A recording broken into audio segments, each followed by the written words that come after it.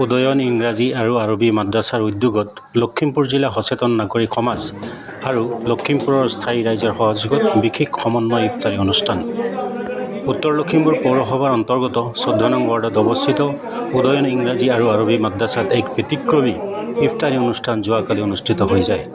মুফতি আব্দুল হাছিবে সভাপতিত্ব কৰা সভাটিত গুৱাহাটী হাইকোৰ্টৰ জ্যেষ্ঠ অধিবক্তা আছহাবুৰ ৰহমান, বৈজ্ঞানিক উদ্ধৱ ভৰালী, ধেমাজি জিলা শিক্ষক প্ৰশিক্ষণ কেন্দ্ৰৰ অৱসৰপ্ৰাপ্ত অধ্যক্ষ সেৱক হাজৰিকা, ভাৰতীয় জনতা পাৰ্টিৰ প্ৰাক্তন জিলা সভাপতি ফণীধৰ বৰুৱা, উত্তৰ লখিমপুৰ প্ৰেছ ক্লাবৰ সভাপতি কুমুদ বৰুৱা, লখিমপুৰ জিলা সচেতন নাগৰিক সমাজৰ সভাপতি ৰেৱত চন্দ্ৰ গগৈ, বিবি একাডেমীৰ অধ্যক্ষ অচ্যুত কুমাৰ ফুকন, জেউতি ক্লাবৰ সভাপতি সূৰ্য কুমাৰ গগৈ, বিশিষ্ট সমাজসেৱক ধৰ্মেশ্বৰ গগৈ, জ্যেষ্ঠ সংগঠক সৰ্বজন সিঙকে আদি কৰি জিলাখনৰ প্ৰায় 2 শতাধিক বৰেণ্য ব্যক্তি উপস্থিত থাকি সমন্বয় ইফতাৰী অনুষ্ঠানত ভাগ লৈ হিন্দু মুছলমানৰ এনাজৰীডাল আৰু অধিক টনকিয়াল কৰি তুলিছে।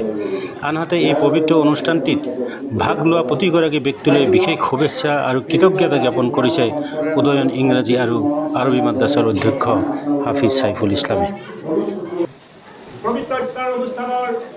উপলক্ষে অংশগ্ৰহণ কৰা সৰ্বসাধাৰণ ব্যক্তি, বিশিষ্ট গণ্য ব্যক্তি সকলোলৈ আয়োজক মণ্ডলীৰ তৰফৰ পৰা আন্তৰিক শ্ৰদ্ধা ও অভিনন্দন জ্ঞাপন কৰিছোঁ।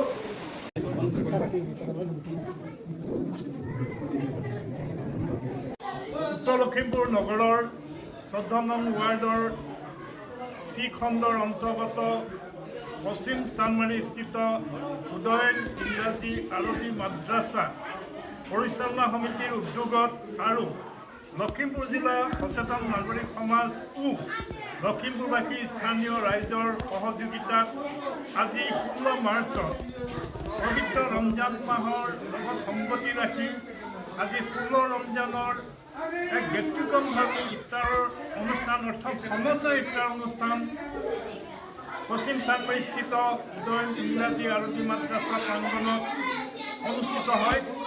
উক্ত অনুষ্ঠানত উত্তৰ লখিমপুৰ নগৰ তথা জিলাখনৰ বিভিন্ন প্ৰান্তৰ বহু সংখ্যক বিশিষ্ট বৰেণ্য ব্যক্তি তথা লখিমপুৰ জিলা সচেতন নাগৰিক সমাজৰ বহুকেইগৰাকী বিষয়ববীয়া উপদেষ্টা মণ্ডলীৰ লগতে অঞ্চলটোৰ স্থানীয় বহুকেইগৰাকী বৰেণ্য ব্যক্তি সহ শতাধিক ব্যক্তিয়ে আজিৰ এই ব্যক্তিক্ৰমধৰ্মী ইফতাৰ অনুষ্ঠানত অংশগ্ৰহণ কৰে আৰু সমন্বয় সম্প্ৰীতি আৰু ভাতৃত্ববোধৰ এক অন্যতম স্থলী হিচাপে লখিমপুৰৰ সমাজ জীৱন হিন্দু মুছলমানৰ সমন্বয়ৰ যি স্থলী আজি এই ইফতাৰ অনুষ্ঠানে জল পটকৈ প্ৰমাণিত কৰিছে আৰু শংকৰাজানৰ দেশত এক বিশাল সমন্বয় আৰু সম্প্ৰীতিৰ বাহক হিচাপে ইফতাৰ অনুষ্ঠানে অনাগত দিনত এই লখিমপুৰবাসী ৰাইজলৈ এক ব্যক্তিক্ৰমধৰ্মী বাৰ্তা আগবঢ়াই লৈ যাব বুলি আমি আশা প্ৰকাশ কৰিছোঁ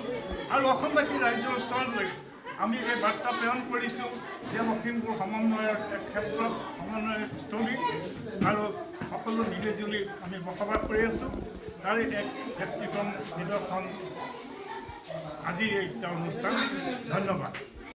মই এইটোৱে বুজিছোঁ যে ইফতাৰ যদি কৰে কৰাই তেতিয়াহ'লে দ্বিতীয় এটা ৰোজাৰ ফল লাভ কৰে।